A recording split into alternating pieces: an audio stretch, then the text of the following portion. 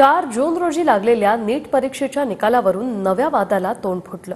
परीक्षेतील निकाल, परीक्षेचं नियोजन यावरून विद्यार्थ्यांनी आरोप केले। दरम्यान हे प्रकरण आता सुप्रीम कोर्टापर्यंत पोहोचलंय। पाहूया एक रिपोर्ट। नीट परीक्षेतील वादाचा मुद्दा देशभरात चांगलाच पेटलाय। परीक्षेत घोटाळा झाल्याचा आरोप करत 2 विद्यार्थ्यांनी थेट नीट परीक्षा रद्द करण्याची याचिका सुप्रीम कोर्टात केली आहे। नीट परीक्षा घेणारी संस्था NTA छुप्या पद्धतीने विद्यार्थ्यांना वैद्यकीय शिक्षणात प्रवेश देत असल्याचा याचिकेतून आरोप करण्यात आलाय। दरम्यान या याचिकेवर उद्या सुप्रीम कोर्टात सुनावणी होणार आहे। ग्रेस मार्क देण्यासाठी फॉर्म्युलाचा चुकीचा वापर बेकायदेशीर। सध्याच्या प्रकरणात नॉर्मलायझेशन फॉर्म्युला लागू होऊ शकत नाही। परीक्षा ऑफलाईन घेण्यात आल्यानं वेळेचं नुकसान अचूकपणे मोजण्यासाठी कोणतेही मानक नाही। परीक्षेत 1563 उमेदवारांना ग्रेस मार्क दिले, त्यात कोणतेही मूल्यमापन नाही, अशा आशयाची याचिका दाखल करण्यात आली।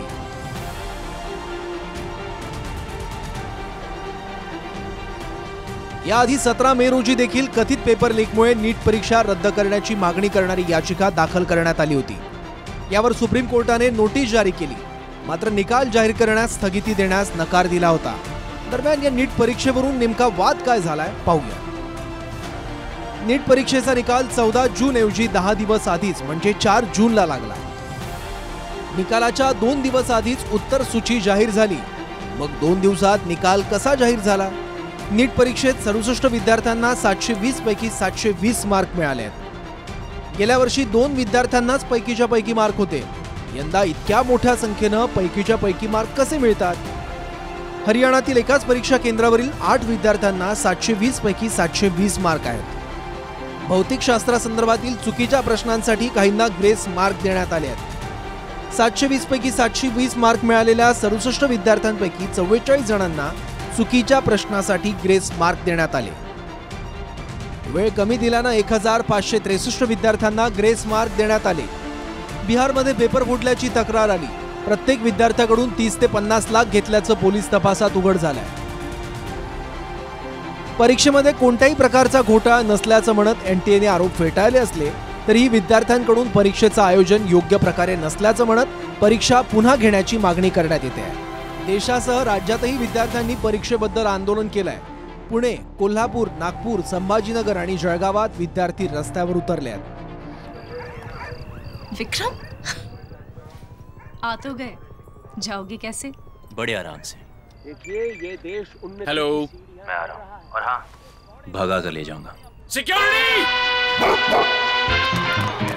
भैया, भाग गए, पकड़ो उनको। हेलो, बोला था ना, भगा कर ले जाऊंगा। विक्रम! एक हिंट तो देते? हिंट? बड़े आराम से। महाराष्ट्राच्या पोरांचं नुकसान झालेलं आहे, म्हणूनच आम्ही मागणी केलेली आहे की या नीटच्या एक्झाम रद्द करा आणि पुनश्च तसंही सर्वोच्च न्यायालयाने कमिटी गठन करायचे आदेश दिले आणि अहवाल मागितलाच आहे या संदर्भातला। तरी पण या एक्झाम रद्द करणं हाच पर्याय आहे, नाहीतर यामध्ये झालेला भोंगळ कारभार आणि ज्या हुशार विद्यार्थी त्यांच्यावर झालेला अन्याय, विशेष करून महाराष्ट्रावर झालेला अन्याय दूर करता येणार नाही। नीटमध्ये एकाच केंद्रातले 4-4, 5-5 जण 100 पैकी 100 मार्क मिळवतात। याचा अर्थ लिकेज झाले का? दुसरीकडे कुठं मिळत नाही, पण तिथंच मुलांना पैकीच्या पैकी मार्क मिळतात। त्यामुळं कॉपी झाली आहे, लिकेज झाले का, नक्की काय झाले? आणि नीटमध्ये असं जर व्हायला लागलं तर मुलांचं नुकसान होईल ना। निश्चितच या संदर्भात वैद्यकीय शिक्षण मंत्र्यांनी भूमिका घेतली।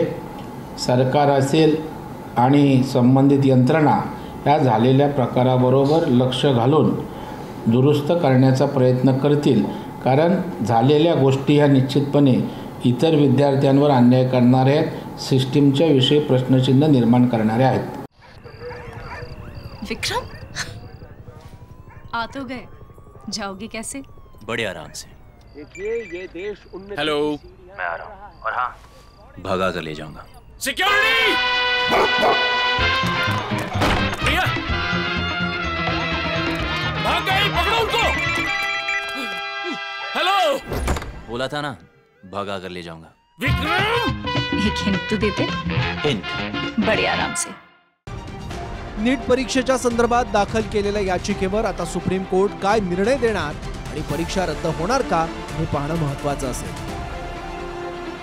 Bureau report, TV9 Marathi.